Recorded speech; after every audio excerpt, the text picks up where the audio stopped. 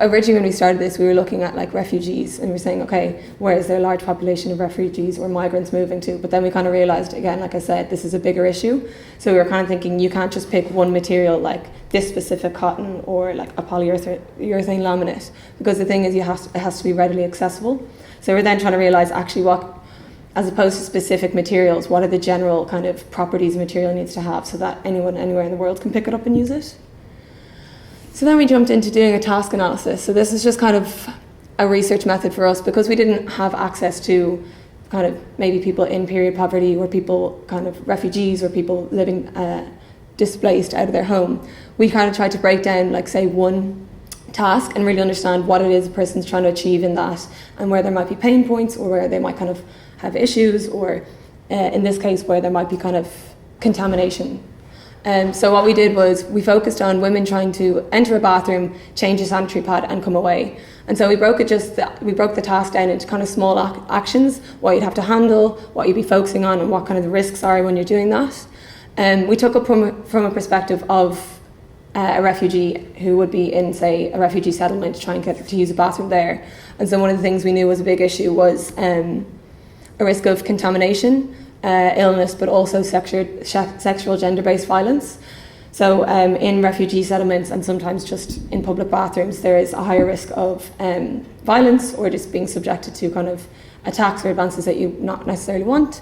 So we realised as well, you don't want someone having to go in, be very obvious with kind of sanitary products, and then having to spend a long time in there. People, refugees specifically, want to be in and out as quickly as they can. There's also a fear of being heard and a fear of being seen. Like, I think something that we could relate to in doing this project was like, it's a taboo topic in Ireland. Like, I don't want to take a tampon out and wave it around the office and walk into the toilet, so why would someone in any other circumstance want to do that? And so it's just kind of like, these are just all things that, considerations we wanted to take into account as we were like designing for these things, because it's, yes, you can design something in isolation, that's really, really amazing, but then when it comes, like, hits the context that it's going to be used in, you have to consider all the other impacts that it's going to have. So we were really fortunate then, once we got a few prototypes up and running, to actually meet different women's groups. So we were lucky to meet some women out of Mosney, the Direct Provision Centre, and we were also lucky to meet with this lovely group of women who were part of Akidwa, who are a young migrants women's support group. And I think this was really, really valuable for us, because up until this point we were like designing based on assumptions, and we definitely got some really valuable insights from this. It helped us frame challenges, I guess, which like constraints that we needed to address with this. One of the biggest ones being that these women just kind of, it was an open discussion, and they just were very helpful in telling us there are certain things based on my beliefs and my culture and like the people I live with that kind of dictate what I can and can't do during my period. And so like that stuff, no matter how much I tell you, oh, well, that's like, you know, don't worry about that. Like, they will worry about that, and it's something we have to take into consideration. So one of which was like touching blood. For a lot of people's cultural beliefs, you can't actually put your hands on any blood. So they're saying, you know, you have to be careful that you can contain it. And as well, it's a big thing for not only me seeing blood, but other people seeing blood. So having to be able to package something so that it's kind of discreet and concealed was a really big priority for them.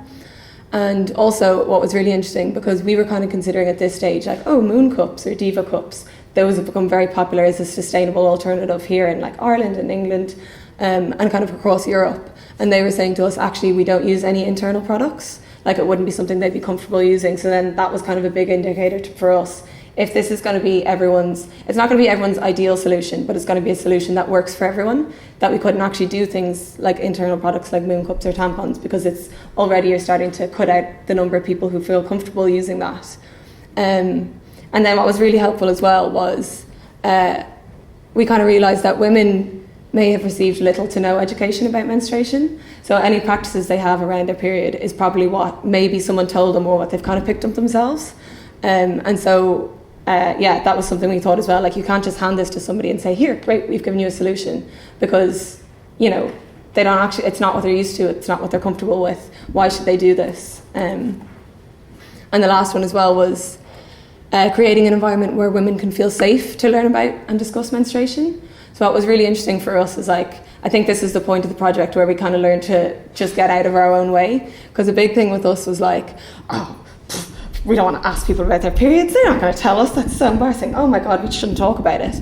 And so like when we sat down with these women, we were really like, oh no, you don't have to say anything, da da da. But what was so interesting was like this space with just us, and we just said like, oh, we just want to know what you think. Like straight in, open conversation, really nice. It was kind of like almost giving permission to ourselves, like to us and to them, to say like, yes, we can talk about this. And yeah, it was really lovely because people just opened right up, and it was like a sharing of experience and stuff. And so this really was the point when the project took like kind of a 180, because originally we were just looking at the sanitary pad itself, and then they kind of said to us, oh, this is great and all, but how do I wash it? Like I don't want to go out into, say, like a settlement or an open community or public toilet and be rinsing out a pad that I've just used. So this is kind of where we took the step back and said, yeah, this can't just be one product. This needs to be like a holistic solution. And like there's other aspects of menstruation that we want to support women in, partially being education and also just feeling like you can talk about it.